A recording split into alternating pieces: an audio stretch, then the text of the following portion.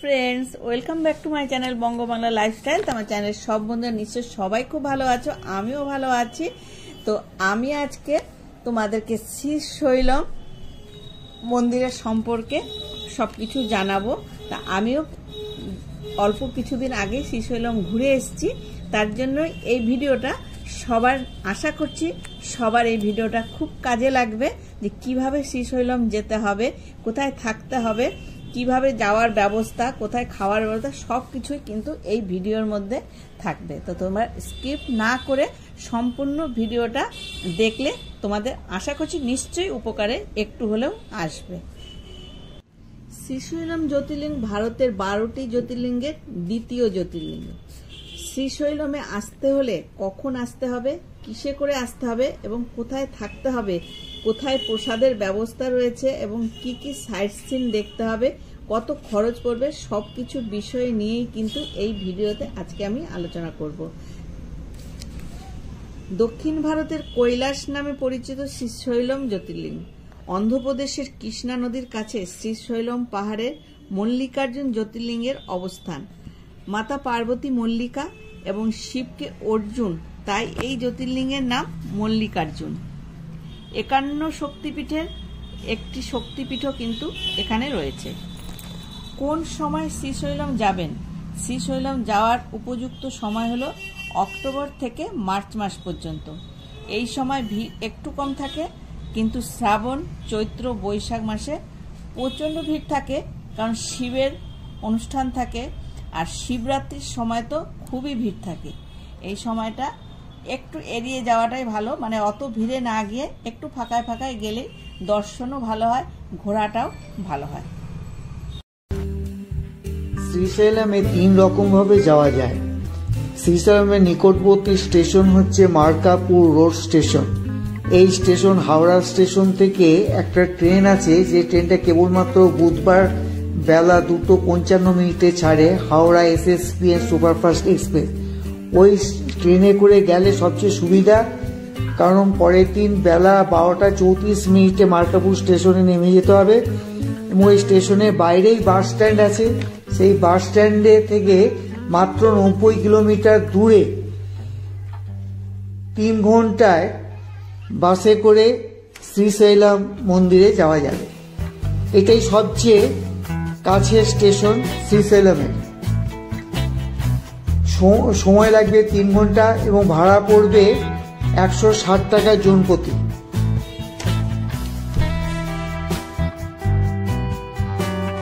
এরপরে হাওড়া স্টেশন থেকে আরেকটি ট্রেন ছাড়ে, সেটা হলো ফলকনামা।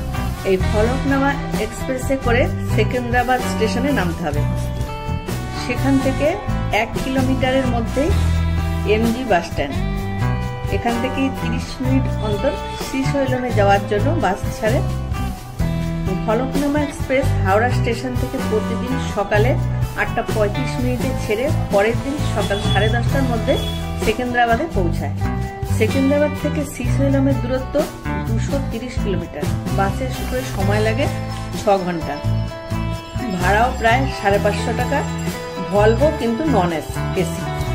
এই বাসের ভাড়া কত কি সব আমার ডেসক্রিপশন বক্সে দেওয়া থাকবে।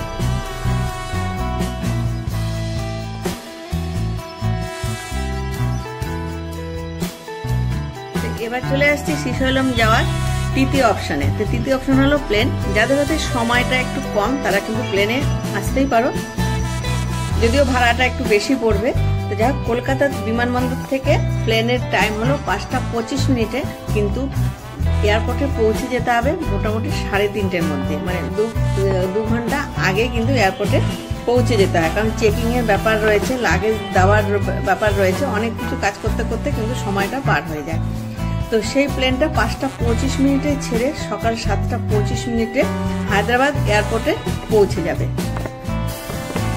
সময় মতো যদি টিকিট কাটা যায় অনলাইনে, তবে ভাড়াটা একটু কমে, লাগেজটা নিয়ে তারপর বেরিয়ে আসতে হবে এয়ারপোর্টের একদম বাইরে, যেখানে bus stand, private car stand, OLA, Uber সব রয়েছে, সেইখানে চলে আসতে হবে। তো সেইখান থেকে বাসে করে হোক বা উবের ভাড়া করে হোক 40 মিনিটের মধ্যে এমজি বাস স্ট্যান্ডে পৌঁছে যাওয়া যাবে।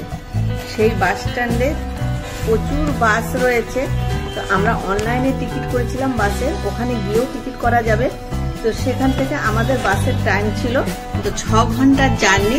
আর ওখান থেকে প্রাইভেট কারেও শ্রীশৈলম আসা যায় এমজি বাস স্ট্যান্ড থেকে। তো তার ভাড়া পড়ে 4,500 থেকে 5,500 টাকা। তো এবার আলোচনা করব যে আমরা শ্রীশৈলমে পৌঁছে কোথায় থাকব, কোন হোটেলে থাকব বা কোন আশ্রমে থাকব। তো শ্রীশৈলমের মন্দির ট্রাস্টের গঙ্গা সদন বলে একটা ভবন রয়েছে, সেখানে থাকা যায়। সেটা অনলাইনে বুক করতে হয়, সেটা হলো www.srisailam devasthanam অর্গানাইজেশন ওয়েবসাইট থেকেই অনলাইনে বুক করতে হয়। রুম ভাড়া হলো এসি 1600 থেকে 1800 টাকা, আর নন এসি হলো 250 থেকে 700 টাকা। তো এবারে আমরা আলোচনা করব যে মন্দিরের পুজোর কেমন ব্যবস্থা রয়েছে। তো এখানে কিন্তু দুরকম ব্যবস্থায় রয়েছে, ফ্রি দর্শনেরও ব্যবস্থা রয়েছে আর কুপন কেটেও ব্যবস্থা রয়েছে। কুপন রয়েছে 150, 300 আর 500 টাকা। তবে এই 150, 300, 500 টাকার টিকিট কিন্তু অনলাইনে কাটতে হবে, এবং যেটা ঘর বুকিংয়ের ওয়েবসাইট, সেই ওয়েবসাইট থেকেই কিন্তু টিকিটটা বুক করতে হবে। আর এই টিকিট কিন্তু যেদিন ঠাকুর দর্শন করতে হবে ঠিক তার 1 মাস আগে কাটতে হবে। আর এই 500 টাকার যে কুপনটা টিকিটটা রয়েছে, এই 500 টাকার টিকিট হলো ঠাকুরকে স্পর্শ করে ঠাকুরের মাথায় জল ঢেলে পুজো দেওয়ার ব্যবস্থা। 300 টাকাও ঠাকুরের মাথায় জল ঢালার ব্যবস্থা।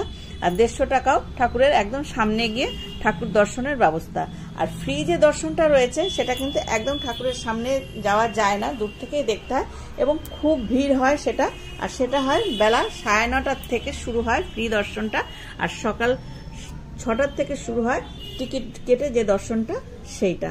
আর এখানে একটা ড্রেস কোডেরও ব্যাপার রয়েছে, যেটা হলো মেয়েদের শাড়ি পরে যেতে হয় বা সালোয়ার পরে যেতে হবে, আর ছেলেদের ধুতি আর চাদর। ধুতি আর চাদর কিন্তু রঙেরও ব্যাপার রয়েছে, হয় ঘিয়ে কালার না তো সাদা কালারের ধুতি আর চাদর পরতে হবে। ভেতরে কোনো গেঞ্জি বা জামা পরা যাবে না, ধুতি পরতে হবে, চাদরটা গায়ে দিয়ে ছেলেদের ঢুকতে হবে। সেটা হলো ওই 150, 300 আর 500 টিকিটের বেলায় এইটাই। আর এখানে প্রসাদের ব্যবস্থাও, মানে প্রসাদটা বাইরে কিনতে হয়, আর ফুল নিয়ে ভেতরে ফুল বেলপাতা বাইরে বিক্রি হচ্ছে, সেগুলো কিনে ভেতরে নিয়ে যেতে হবে। জলও ঘটিতে করে নিয়ে যাওয়া যায়। আর ফোন রাখারও জায়গা রয়েছে, অবশ্য টাকার বিনিময়ে ফোন রাখার ব্যবস্থা রয়েছে। আর রয়েছে চটি জুতো রাখার ব্যবস্থা, সেটা সম্পূর্ণ ফ্রি।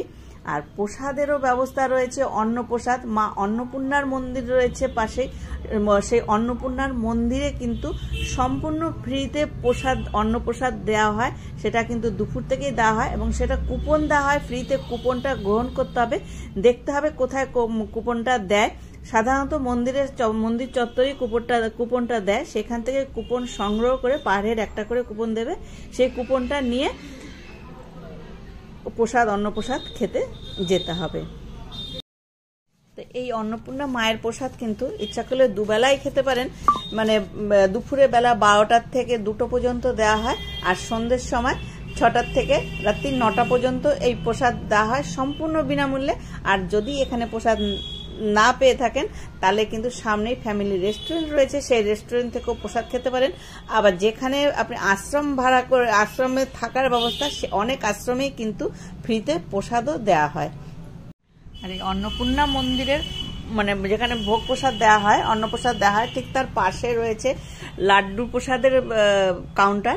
সেখানে এক একটা লাড্ডু 20 টাকা করে, ওখান থেকে কিন্তু লাড্ডু প্রসাদটা সংগ্রহ কিনে নিতে হবে।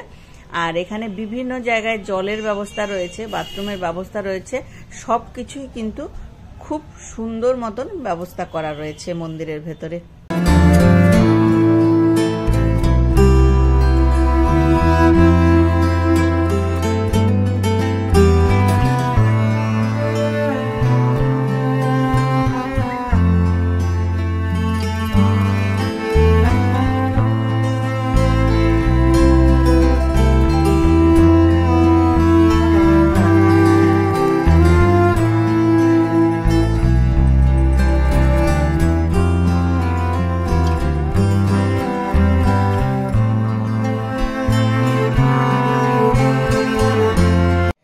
মন্দিরে ঠাকুর দর্শন করার পরে একটু খাওয়া দাওয়া করে, প্রসাদ খাই বা হোটেলে খাই, যা হোক খাওয়া দাওয়া করে তারপর একটা টোটো ভাড়া করতে হবে সাইট সিন দেখার জন্য। তো টোটো ভাড়া কিন্তু কম বেশি হলে 700 টাকা করে ভাড়া নেয়। আর এই সাইট সিনগুলোর মধ্যে উল্লেখযোগ্য হলো সাক্ষী গণেশ, পাতালগঙ্গা, পঞ্চধারা, হটকেশ্বর মন্দির আর শিখরেশ্বর মন্দির। এই 5টা কিন্তু একদম উল্লেখযোগ্য। এই 5টা সাইট সিন কিন্তু অবশ্যই দেখতে হবে, অবশ্যই অটোওয়ালাকে বলে এইগুলো দেখে নিতে হবে।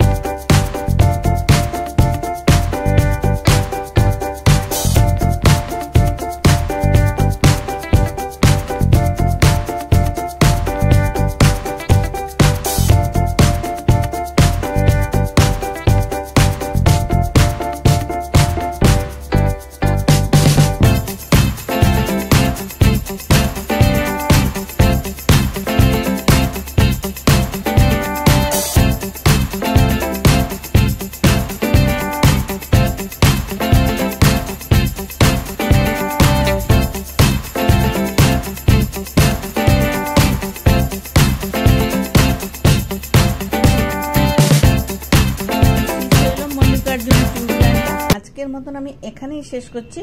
তো তোমাদের যদি আরো কিছু জানার থাকে এই সম্পর্কে আমাকে কমেন্ট বক্সে অবশ্যই জানিও, আমি চেষ্টা করব তোমাদেরকে জানানোর জন্য। আর যদি এই প্ল্যানটা তোমাদের কাছে ভালো লেগে থাকে একটা ছোট্ট লাইক করে দিও, আর কমেন্ট বক্সে জানিও যে কেমন হয়েছে, আর আমার এই ভিডিওটা অনেক অনেক শেয়ার করে দিও। আর আমার নতুন বন্ধু যারা আমার এই ট্যুর প্ল্যানের ভিডিওটা এখন দেখছো, আমার চ্যানেলটা এখনো সাবস্ক্রাইব করোনি, তারা তাড়াতাড়ি সাবস্ক্রাইব করে দিও, আর পাশে থাকা বেল বাজিয়ে দিয়ে অল করে দিও, যাতে সবার আগে আমার সব ভ্রমণের ভিডিও তোমাদের কাছে পৌঁছে যায়। তো আজকের মতো টাটা।